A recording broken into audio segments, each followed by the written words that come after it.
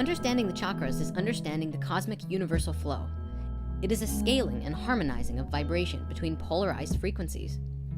Just looking at the waveform alone, the vibration of red and the vibration of blue are completely different. Chakras are the exact same way.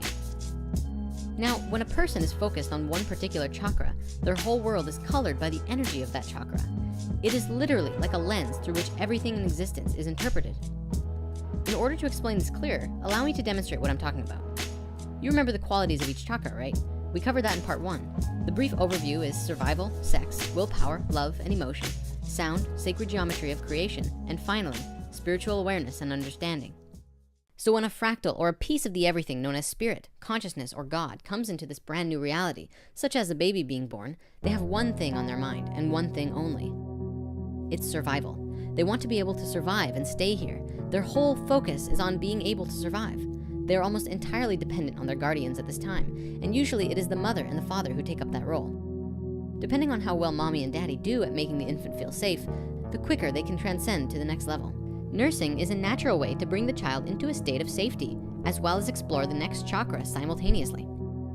The root chakra is synonymous with support from the environment around you. If a child is growing up in an unsafe space, or there's a lack of nurturing to keep the child feeling safe and explorative, it will take longer for solid transition to take place, and can even cause long-term damage to the understanding of the child, and they will grow up with many traumas, anxiety, and pain.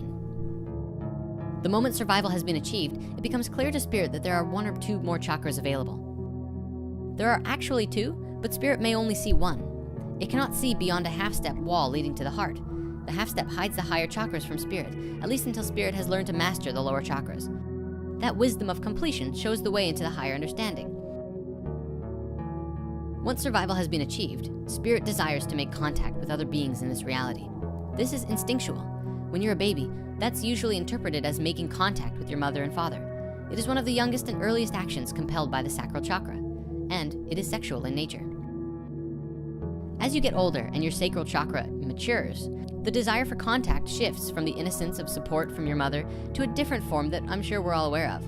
The essence of the sacral is to reach out, locate, and make contact with the life that exists in the world around you. At a young age, it covers everything from holding your mother to snuggling a kitty, although it has been in a way programmed out of us by our own media and peer groups.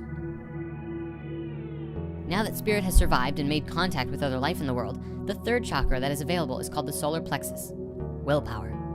Spirit wants to know how things work. What are the laws of this new world? How does gravity work? How do you do things? Using your willpower, you try and control the physical world, picking up toys and playing with them, moving things around. We're all familiar with the age called the terrible twos. It's a common age when spirit is very interested and full of willpower to want to know everything about the world around it, to test it and see what it can do and what it can't do. The child will continue until it's satisfied in its basic understanding of reality. When you're a baby, you are unaware that there's a change in the directions after the 3rd chakra. There's something we call a half step obscuring the next 4 chakras. The child is not aware of the many more chakra lessons to come, and how much more to life there really is. The child is oblivious to it. On Earth, even when we become adults, we may still not know that there are higher centers in the body. Much of this world is still living in the first 3 chakras, but that is changing fast. Mother Earth is waking up.